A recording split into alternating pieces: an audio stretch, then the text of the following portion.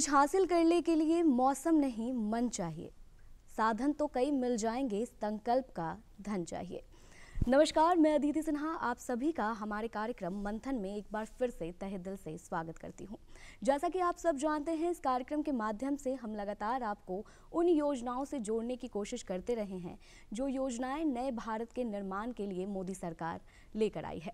आज हम हर क्षेत्र में आगे बढ़ रहे हैं, हर क्षेत्र में हमारा जो भारत है वो आगे बढ़ रहा है और नए भारत का निर्माण हो रहा है। जैसा कि मोदी सरकार ने 2014 में ही संकल्प लिया था कि हम नए इंडिया का निर्माण करेंगे, न्यू इंडिया का निर्माण करेंगे, तो कई योजनाओं की मदद से न्यू इंडिया का निर्माण जो है वो होता नजर भी आ रहा है। ऐसे में उन्हीं योजनाओं पर एक बार फिर से हम चर्चा करने जा रहे हैं। पहले भी हमने कई योजनाओं पर चर्चा की है और आज फिर हम कई योजनाओं के बारे में बात करने जा रहे हैं। इन योजनाओं पर चर्चा करने के लिए हमारे स्टूडियो में दो मुख्य अतिथि भी मौजूद हैं। पहले आपसे उनका परिचय कराते हैं, फिर आगे जितनी भी योजनाएं हैं उन पर चर्चा करने की हम कोशिश करते हैं। सबसे पहले हैं हमारे बीच राकेश पांडे जी, जो कि वरिष्ठ पत्रकार हैं। सर, आपका बहुत बहुत स्वागत है हमारे कार्यक्रम में। वहीं हमारे बीच दूसरे हैं कामेश्वर प्रसाद सिंह, जो कि सामाजिक कार्यकर्ता हैं। सर, आपका भी बहुत बहुत स्वागत है हमारे कार्यक्रम में। आइए अब योजनाओं की ओर बढ़ते हैं और इन दोनों से इन योजनाओं के विषय में जानते हैं, चर्चा करते हैं। जैसा कि आज हम हर तरह से डिजिटली एक्टिव हो गए हैं, आज हमें छोटी सी भी जानकारी लेनी होती है तो हम झट से अपना फ़ोन हाथ में उठाते हैं और वहाँ पर सर्च मारना शुरू कर देते हैं कि हमारी ट्रेन लेट है, समय पर है, टिकट कहाँ से मिलेगा, कब मिलेगा। हमें किसी दूर दराज बैठे अपने रिश्तेदार को, किसी दोस्त को पैसा भी भेजना होता है तो हम फ़ोन का ही सहारा लेते हैं। हमें बैंक में जाकर लंबे कतारों में खड़े होने की अब कोई ज़रूरत नहीं रही है। तो वैसे में राकेश पांडे सर, आपसे मेरा सवाल रहेगा कि ये जो डिजिटल इंडिया है वो किस तरह से नए भारत का निर्माण कर रही है? न्यू इंडिया के निर्माण में डिजिटल इंडिया कितनी कारगर साबित हो रही है? नहीं, बिल्कुल आपका सवाल सही है। डिजिटल इंडिया भारत को एक रिसर्जेंट इंडिया यानी एक बदला हुआ भारत बनाने में इसकी काफ़ी महत्वपूर्ण भूमिका है। आप देखिए कि पिछले 6 साल में 2016 से जब डिजिटल इंडिया की बात हुई और इसके प्रोग्राम शुरू किए गए, इसके कुछ थ्रस्ट एरिया तय किया गया था उस समय कि डिजिटल इंडिया किन किन क्षेत्रों में किस तरह से एक रिफर्बिश करेगा, रिसर्जेंट करेगा और लोगों के जीवन में बदलाव लाएगा। पहले तो एक तकनीक के जरिए लोगों के जीवन में बदलाव लाना, लोगों के कार्यकलाप को सहज करना और लोगों तक तमाम जानकारियों को पहुंचाना। तो इस माध्यम में हम आप देखिएगा कि अभी 2022 का जून का लेटेस्ट डाटा है कि भारत में 140 करोड़ की करीब आबादी है और 142 करोड़ मोबाइल हैंडसेट है। जी। आज भारत के लोग दुनिया में दूसरे सर्वाधिक मोबाइल डाटा खपत करने वाले लोग हैं। अपने यहाँ औसत 11 kbps डाटा पर आवर खपत होती है। इसका मतलब है कि लोग इंटरनेट से एक जो ग्लोबल विलेज का कंसेप्ट था कि दुनिया कर लो मुट्ठी में, उस दिशा में डिजिटल इंडिया ने लोगों को प्रेरित किया है। तीसरा इसका जो महत्वपूर्ण पॉइंट ये रहा है कि एक ट्रांसपेरेंसी आई है सारे कार्यकलापों में। तो डिजिटल इंडिया की वजह से आप जान रहे हैं कि जब फिनेंशियल इंक्लूजन की बात चली और इस देश के 43 करोड़ से ज़्यादा लोगों का जनधन खाता खुलवाया गया, उनको बैंकों से जोड़ा गया और कोर बैंकिंग सिस्टम डेवलप किया गया। आज आप कहीं से भी अपने बैंक अकाउंट, आपने शुरू में ही ठीक कहा कि अब आपको बैंकों में हर काम के लिए लाइन लगा के खड़ा होने की ज़रूरत नहीं। और नॉट ओनली बैंक्स, आप अपने व्यवहारिक जीवन के किसी भी क्षेत्र में, आपको एयर टिकट बुक करना है, आपको रेलवे टिकट बुक करना है, आपको बस के बारे में जानकारी करनी है, ढेर सारे इतने ऐप्स आ गए हैं कि आप उसके जरिए अपने दैनिक जीवन के कार्यकलापों को भी बहुत आसानी से, सुगमता से कर सकते हैं और लोग कर रहे हैं। दूसरा एक चीज़ हुआ है कि एक ट्रांसपेरेंसी, मैंने जो कहा कि इससे एक ट्रांसपेरेंसी आई है सरकार के कार्य व्यवहार में भी और पब्लिक के कार्य व्यवहार में भी। हम सब लोग जानते हैं कि सरकार ने डिजिटल इंडिया के जरिए ही डीबीटी स्कीम चालू किया। डीबीटी स्कीम हुआ है डायरेक्ट बेनिफिट, मतलब सरकार की जितनी योजनाएं हैं, जितनी स्कीम्स हैं, उसके जो बेनिफिशियरी हैं उनके अकाउंट में सीधे सीधे पैसा ट्रांसफ़र कर देना। यानी ये बीच में कोई दलाल नहीं है, कोई बिचौलिया नहीं है, कोई लीकेजेज नहीं है। यानी आपके खाते में अगर कोरोना काल में 500 रुपये पर महीने आने वाले हैं तो 500 रुपये के रूप में ही आए। जी जी। उसमें जो आज से कुछ साल पहले किसी प्रधानमंत्री ने ये कहा था कि हम दिल्ली से 1 रुपया भेजते हैं और वो घिस के 15 पैसा लोगों तक पहुंच पाता है, और अब वो स्थिति नहीं है। यानी बीच में जो एक करप्शन का बड़ा जरिया बनता था वो खत्म हुआ। जी जी। तो डिजिटल इंडिया की पहुंच, एक तो हम ग्लोबली जुड़े जी। तकनीक के जरिए अब जैसे बहुत सारा वित्तीय लेन देन जो हम करते हैं डिजिटली पेमेंट के दौर आया, वो भी तो इसमें लोगों को काफ़ी सहूलियत हुई। ऑनलाइन मार्केटिंग का दौर शुरू हुआ, ऑनलाइन पढ़ाई का दौर शुरू हुआ। कोरोना काल में हम लोगों ने देखा कि सारे बच्चे घर बैठे, अगर ये डिजिटल इंडिया की मुहिम न चली होती तो शायद हमारे करोड़ों बच्चे घर बैठ के पढ़ाई न कर पाए होते। तो इसलिए डिजिटल इंडिया ने एक न्यू इंडिया का कंसेप्ट सामने लाया, एक बदलते भारत का कंसेप्ट लाया, एक रिसर्जेंट भारत का कंसेप्ट लाया। और डिजिटल इंडिया की विविध क्षेत्रों में बहुत बड़ी भूमिका अब हम देख रहे हैं। जी, जैसा कि दर्शकों राकेश जी ने बताया कि डिजिटल इंडिया के कारण जो है वो जो करप्शन है वो भी काफ़ी हद तक कम हुआ है। पढ़ाई लिखाई में बच्चों को तो मदद मिली ही, क्योंकि कोरोना काल में कहीं आना जाना संभव नहीं था, हर किसी को घर पर ही बंद रहने को कहा गया था क्योंकि स्थिति ही ऐसी हो गई थी। और वैसे अगर डिजिटल इंडिया सहारा ना होता, इतने हम डिजिटली एक्टिव ना होते, तो शायद बच्चों की पढ़ाई और काम धंधा भी लोगों का बहुत हद तक और ज़्यादा चौपट हो जाता। वही अब दूसरा सवाल मेरा होगा कामेश्वर सर आपसे कि सरकार एक तरफ डिजिटल इंडिया तो लेकर आई ही है, स्किल इंडिया भी लेकर आई है, जिसके तहत जो युवाओं को है वो शिक्षा भी दी जा रही है, शिक्षा के साथ साथ उन्हें रोजगार के भी अवसर दिए जा रहे हैं, वहाँ से युवा सीख भी रहे हैं और फिर वहीं से उन्हें रोजगार के साधन भी मिल रहे हैं। तो ये जो स्किल इंडिया है वो किस तरह से नए भारत के निर्माण में अपना जो रोल है वो अदा कर रही है, दर्शकों को आप बताएं। देखिए, स्किल इंडिया के माध्यम से भी पूरे देश के युवा वर्ग के बीच यह योजना काफ़ी लोकप्रिय हुई है जी। और इसके माध्यम से क्रांतिकारी बदलाव आ रहा है।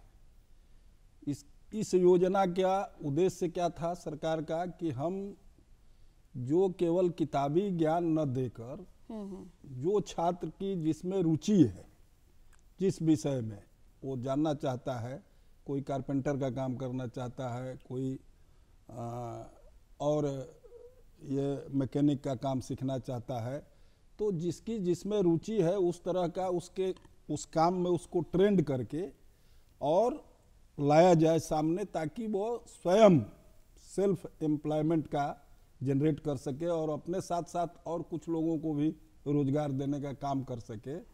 और इस मुहिम में बड़ी संख्या में जो स्किल इंडिया के द्वारा जगह जगह जिले स्तर पर, राज्य स्तर पर ये प्रशिक्षण केंद्र खोलकर और युवाओं को ट्रेंड किया जा रहा है और उससे लोगों को स्वरोजगार, अपना उद्यम स्वयं खड़ा करने की एक प्रेरणा मिल रही है। छोटा ही क्यों न हो, छोटे से ही अपना कोई रोजगार शुरू करके और अपने साथ साथ और 2-4 लोगों को रोजगार देने का काम कर रहे हैं। ये बहुत बड़ी उपलब्धि है स्किल इंडिया की और आने वाले समय में इसकी मांग और तेजी से बढ़ेगी और केवल भारत के अंदर ही नहीं बल्कि दुनिया के अन्य देशों में भी जहाँ स्किल्ड लेबर की ज़रूरत है, प्रशिक्षित लोगों की ज़रूरत है, तो हम अपने यहाँ से हर प्रकार के लोगों को प्रशिक्षण देके, वो नर्सिंग का हो, वो कारपेंटर का हो, वो राजमिस्त्री का हो, वो जनरेटर बनाने का काम हो, किसी ये छोटे छोटे काम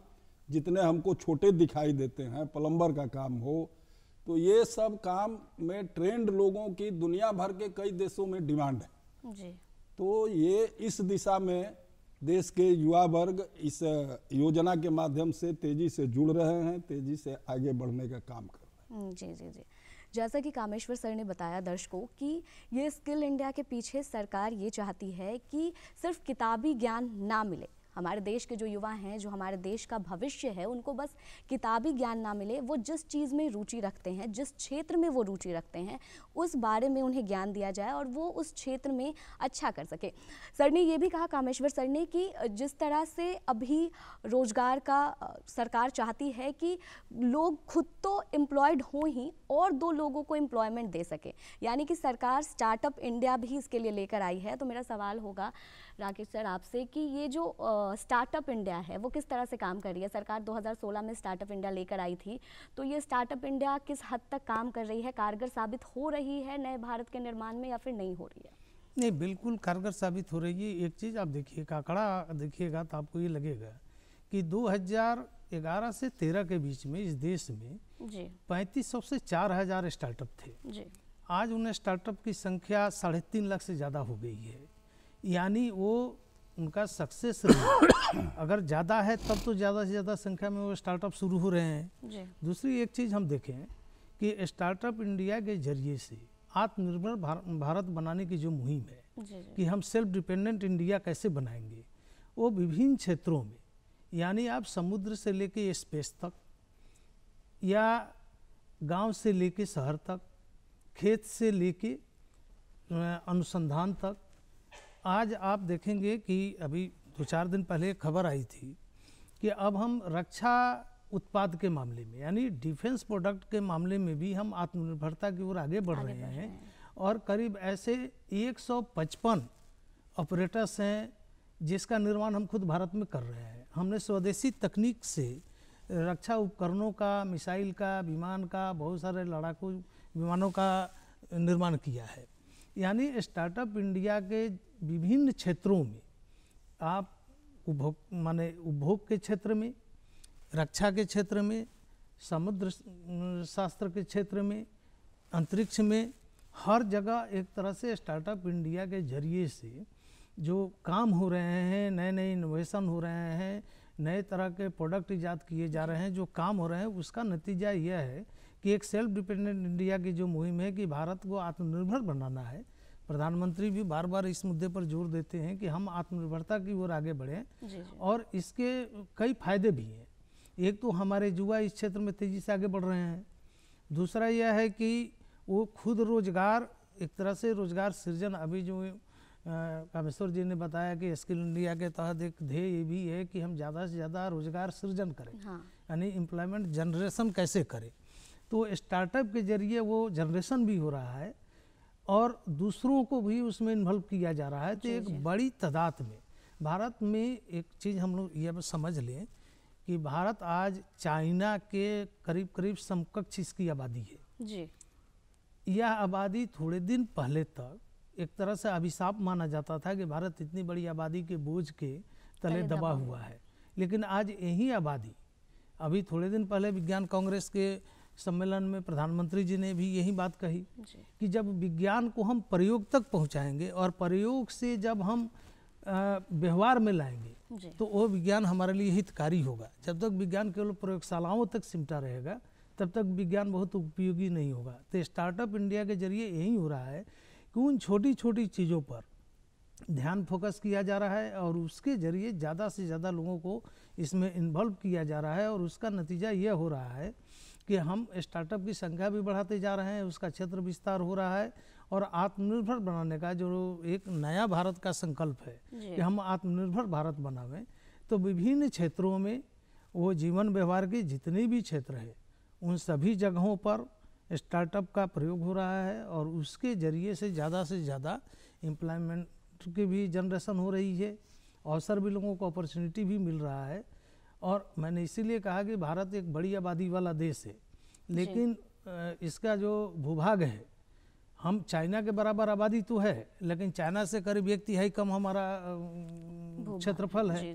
तो एक दबाव है और इसमें हम कैसे अपने आबादी को ऑप्टिमम यूटिलाइजेशन पर ले जाएं। स्टार्टअप इंडिया एक दिशा देने का काम इस तरफ किया है और भारत काफ़ी इसको लेके आगे बढ़ रहा है और हम लोग यही मान के चलें कि एक नया भारत एक नई दिशा की ओर तेज़ी से आगे बढ़ रहा है।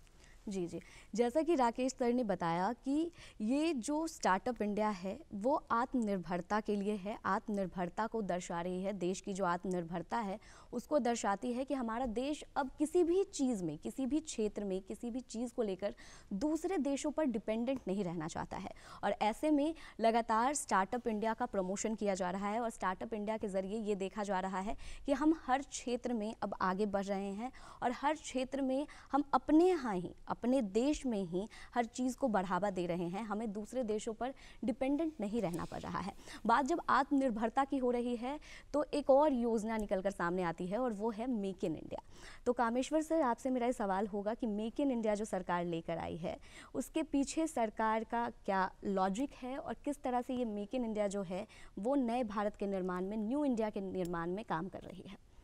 देखिए, ये सभी योजनाएं, चाहे वो मेक इन इंडिया हो, स्टार्टअप हो, स्किल इंडिया हो, डिजिटल इंडिया हो, कुल मिला के सबका उद्देश्य है कि इस देश में जो हमारे युवा वर्ग है, पढ़े लिखे लोग हैं, जिनकी रुचि है, एक तो उनके लिए अवसर पैदा करना, काम का अवसर पैदा करना, साथ साथ आर्थिक विकास भी हो देश का, और उसके माध्यम से फिर हम आत्मनिर्भर भारत की ओर तेजी से आगे बढ़ें। तो ये इसका उद्देश्य है सारी योजनाओं का। जी। कामेश्वर सर ने बहुत अच्छी बात कही यहाँ पर दर्शकों कि जिस तरह से सरकार सभी योजनाओं को लेकर आई है, वो कोई भी योजना हो, मेक इन इंडिया हो, डिजिटल इंडिया हो, स्किल इंडिया हो, हर योजना के जरिए सरकार यही चाहती है कि हम हर क्षेत्र में आगे बढ़ें, हमारे देश के जो युवा हैं उन्हें अच्छा सा अच्छा रोज़गार मिले और वो खुद तो एम्प्लॉयड हों ही, अपने साथ 4 और लोगों को एम्प्लॉयमेंट दें, उसके साथ साथ आत्मनिर्भर हम बने। सरकार हर बार, मोदी जी ये कहते हैं कि आत्मनिर्भरता बहुत ज़रूरी है और हम पूरी तरह से आत्मनिर्भर रहेंगे तभी देश का जो है वो पूर्ण रूप से विकास होगा। वैसे में बात करें हम स्वच्छ भारत अभियान की, क्योंकि स्वच्छता भी बहुत ज़रूरी है और स्वच्छ भारत अभियान एक ऐसी योजना रही है जिसके तहत सबसे ज़्यादा प्रचार प्रसार किया गया है और सबसे ज़्यादा इस योजना का जो रूपरेखा है वो निकलकर सामने आया है। इस योजना के तहत बहुत ज़्यादा साफ़ सफाई की गई है और ये योजना जो है वो साफ तौर पर दिखती भी है कि इस योजना का जो असर है वो काफ़ी हुआ है। तो राकेश सर, आपसे मेरा यही सवाल रहेगा कि ये स्वच्छ भारत अभियान के तहत किस तरह से जो देश को बदलने का, देश को साफ करने का जो मोदी जी ने जिम्मेदारी उठाई और देशवासियों को दी कि स्वच्छ भारत अभियान के तहत देश को साफ किया जाएगा, वो कितनी कारगर साबित हुई है? देखिए, ये योजना बहुत कारगर रही। कारगर इसलिए रही कि जब हम किसी योजना या स्कीम की चर्चा करते हैं तो सीधा सीधा यह आभास होता है कि शायद ये सरकार की योजना है, लेकिन ये एक पहली ऐसी योजना है जो जन जन की योजना बनी, जिसमें जन सहभागिता सबसे बढ़ चढ़ के हुई और आम लोगों में एक सीधा सीधा संदेश गया। इसलिए मेरा ये मानना है कि पिछले 8-9 वर्षों में जितनी सारी योजनाएं आई है उसमें स्वच्छ भारत अभियान ही सबसे ज़्यादा सफल इस मायने में रहा कि ये जन जन को प्रेरित किया। यह ठीक है कि इस योजना के तहत 10 करोड़ से ज़्यादा शौचालय बने, लोगों में कॉन्शसनेस आया, स्वच्छता क्या है, सफाई क्या है, कैसे रहना है, और इसका सीधा सीधा संबंध जन सामान्य के स्वास्थ्य से भी जुड़ा हुआ है। इसी बीच में दुनिया की सबसे बड़ी एक हेल्थ इंश्योरेंस पॉलिसी जिसे आयुष्मान योजना आप कहते हैं, फिर प्रधानमंत्री स्वास्थ्य योजना भी आई। इन सब का कहीं ना कहीं संबंध ये रहा है कि भारत स्वच्छ होगा तो भारत स्वस्थ होगा, भारत स्वस्थ होगा तो भारत आगे बढ़ेगा। उद्देश्य ये था कि भारत एक समृद्ध भारत कैसे बने, आज का भारत समृद्ध हो, सुखद हो, लोगों के जीवन में रोक शोक ना हो।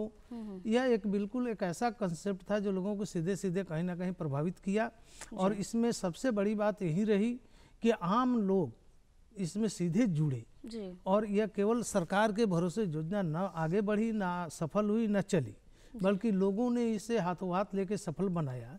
अगर प्रधानमंत्री जी एक छिलका अपने जेब में रखे तो लोगों के लिए यह प्रेरणा जरूर बनी, लेकिन लोगों को भी ये सहज समझ में आ गई बात कि हमको गंदगी नहीं फैलाना है। आज आप एक छोटा बच्चा भी देखिएगा कि कोई बड़ा आदमी अगर अज्ञानता बस कुछ ऐसा करता है तो उसे टोक देता है कि अंकल यहाँ पर कूड़ा मत फेंकिए। तो जो एक अभियान चला वो जन जन का इसमें समर्थन रहा, सहयोग रहा और लोगों के सहयोग से एक भारत की पहली ऐसी योजना, मेरा अपना मानना है, कि जिसमें जन सहभागिता इतनी व्यापक बड़े पैमाने पर हुई।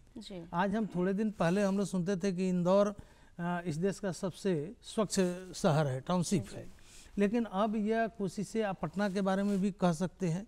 ठीक है, अभी हम उस स्तर पर नहीं गए हैं, लेकिन एक लोगों में जागरूकता आई है, लोग ये मान के चल रहे हैं कि भाई गंदगी हमारी कई बुराइयों की जड़ है, इसलिए स्वच्छ भारत बनाना है, पहले अपने से शुरुआत करनी है, अपना घर आंगन स्वच्छ रखना है, अपना टोला मोहल्ला स्वच्छ रखना है, और तब जाके हम पूरे देश को स्वच्छ करें।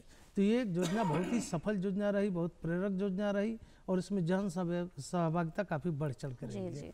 जैसा कि राकेश जी ने बताया कि ये जो योजना है स्वच्छ भारत योजना, ये सबसे ज़्यादा कारगर योजना रही सरकार की, और इस योजना में देखा भी गया है कि सरकार ने जगह जगह पर शौचालय बनवाने का काम किया है। और लोगों की सबसे बड़ी बात यहाँ पर यह है कि लोगों की मानसिकता भी जो है इस योजना के अंतर्गत बदली है। लोग अब खुद से साफ रहना चाहते हैं, जगह जगह पर गंदगी नहीं करना चाहते हैं, अपने घर के आसपास सफाई रखते हैं, या फिर जहाँ जाते हैं घूमने फिरने भी वहाँ पर भी सफाई रखते हैं।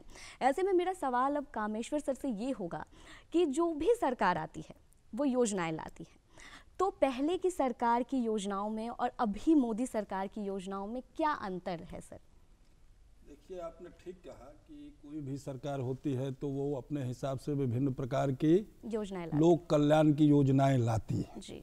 लेकिन पूर्व के सरकारों में और इस सरकार की योजनाओं में खास अंतर ये है कि केवल ये योजनाएं कागज तक सीमित नहीं है। उन योजनाओं को सही तरीके से जिस वर्ग के लिए, जिस एज ग्रुप के लिए, जिस समाज के लिए जो योजना बनाई गई है वो सही मायने में वहाँ तक पहुँच रहा है कि नहीं, ज़मीन पर वो लागू हो रहा है कि नहीं, ठीक से चल रहा है कि नहीं, बीच में कोई गड़बड़ी तो नहीं हो रही है। इन सारी चीज़ों को मॉनिटरिंग करने के लिए भी एक सिस्टम सरकार ने बनाया है। और इसलिए चाहे वो खास करके जो गरीब कल्याण की योजनाएं हैं, प्रधानमंत्री आवास योजना है, या शौचालय की योजना है, या हर घर नल जल की योजना है, इन सारी योजनाओं को क्रियान्वित ठीक से हो रहा है कि नहीं हो रहा है, इसकी भी कई स्तरों पर मॉनिटरिंग करने की, और कहीं कोई अगर शिकायत मिलती है, गड़बड़ी मिलती है उसमें, तो तुरंत संबंधित व्यक्ति पर या संबंधित अफसर पर, अधिकारी पर कार्रवाई होती है और उसमें गड़बड़ियों को दूर करने का प्रयास किया जाता है, ताकि जो योजना है उसका लाभार्थी तक सही ठीक ढंग से सही समय पर पहुँचे और नियत समय पर पूरा हो। कोई भी योजना ये लाभार्थी का ही नहीं है, कोई बड़ा देश में सड़क बनाने का है या पुल बनाने का है या कोई रेलवे की परियोजना है, तो जो भी योजनाएं, बड़ी बड़ी योजनाएं भी हैं, तो प्रधानमंत्री जी खुद समीक्षा करते हैं। और उन्होंने इसीलिए एक गति शक्ति योजना प्रधानमंत्री ने उसमें शुरू की कि भाई विभिन्न योजनाओं के बीच जो है, विभिन्न विभागों के बीच आपसी समन्वय हो। अब कई बार होता था कि सड़क बन गया तो टेलीफोन विभाग कहीं खोद दिया सड़क को, कहीं जल नल वाले खोद के बनाने लगे।